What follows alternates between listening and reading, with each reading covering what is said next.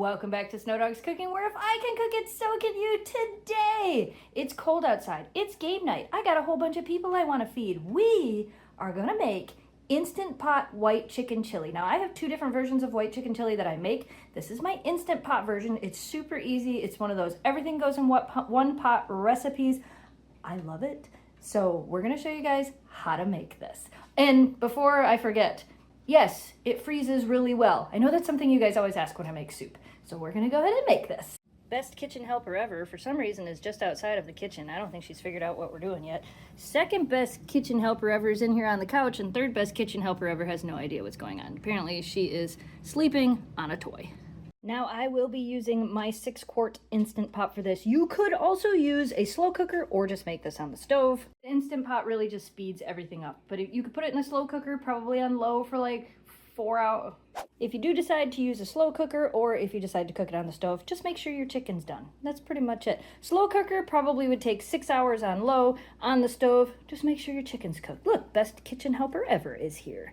You ready to do this? She's like, oh yeah, I'm so ready. So I am actually making quite a bit of this, so if you choose to cut this recipe in half, that is perfectly fine. Real quick, we're gonna go over the ingredients. So I am going to be using 4 pretty good size chicken breasts, and then you will need 1 block of cream cheese, 1 small onion, a little bit of chicken stock. I use Miner's chicken base, some chili powder, a little bit of cayenne. If you like it spicy, you can always leave it out. Some garlic, of course. I am using white kidney beans. You could also use pinto beans in this.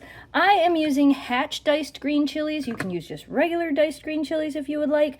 And 2 cans of corn. And then we will also be adding some jalapenos at the end. I think that's all of it, but I'll go over it again as we start putting it in the pot. The first thing we're going to do is we're going to dice this onion up really small and we're going to saute it. One of my favorite things about the Instant Pot. We're going to put it on saute, on normal. I'm going to drop this butter in there, let that melt, and as I said, I'm going to dice this up really fine, and we're going to saute it right in this pot. Diced up onions into the butter, and then we're going to stir those around. I do want to note, this is to your heart's content. If you don't like onion, you don't have to put it in there. If you like the stronger onion flavor, don't saute them. I saute them because I do better with cooked onions. That's why I do that, but I also like the flavor that they bring to soup.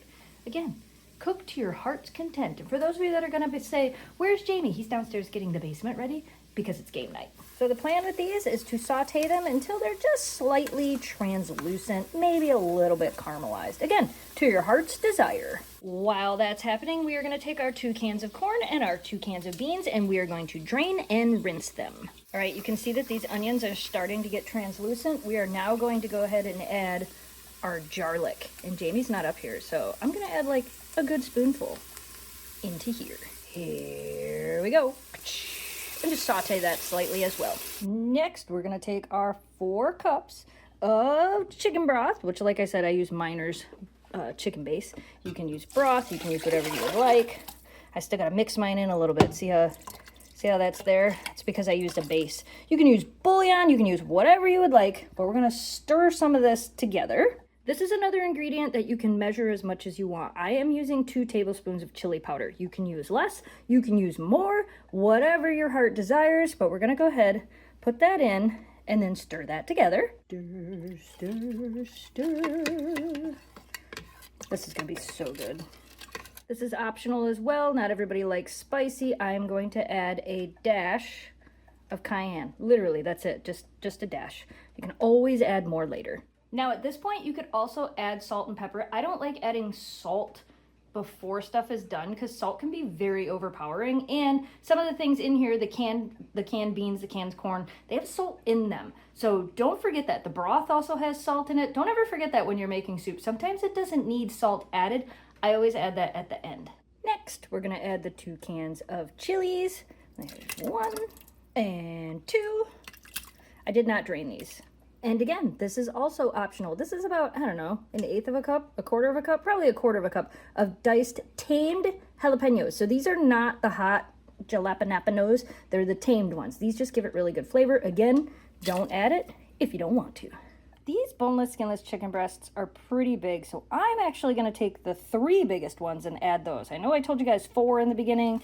You know, measure with your heart. I'm gonna take the 3 biggest ones and I'm going to add those. Well, hello, second best kitchen helper ever. Yes, first best kitchen helper is still in here as well. I know there's not much in this that you guys can eat. So I took my chicken breast, I trimmed them a little bit, and then I did cut them in half just because I want to make sure that they cook all the way through. We're going to put this in there and cook it, and then we're going to shred it after. So I don't want to dump these in because I don't want to make it splash. So we're going to go ahead and slowly put the chicken into the stuff. And don't worry, I also have the beans and the corn over here. That's gonna go in just a moment as well. And hopefully I'm not overloading my 6-quart Instant Pot. Actually, I think this is gonna be just about perfect. Now we take our beans and corn that have been draining and pour that in as well. And I'm only gonna stir this a little bit. Oh man, that was perfect size for this Instant Pot. Okay, we have our lid on. Make sure you close your vent. We are going to pressure cook this for 12, not 35 minutes, for 12 minutes.